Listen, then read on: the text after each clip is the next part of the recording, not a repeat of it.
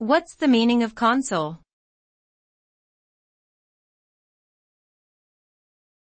Console.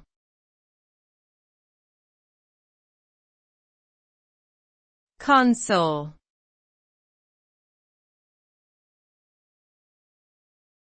Console.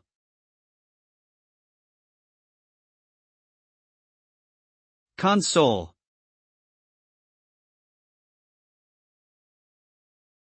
In technology, a console is typically a command line interface or graphical user interface (GUI), where users can input commands or access system functions. It provides a way to interact with a computer system or software application, allowing users to manage and control various aspects of the system or application.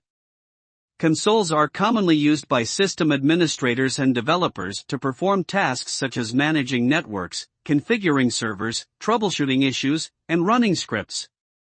Overall, a console is an important tool that helps users work efficiently and effectively with technology.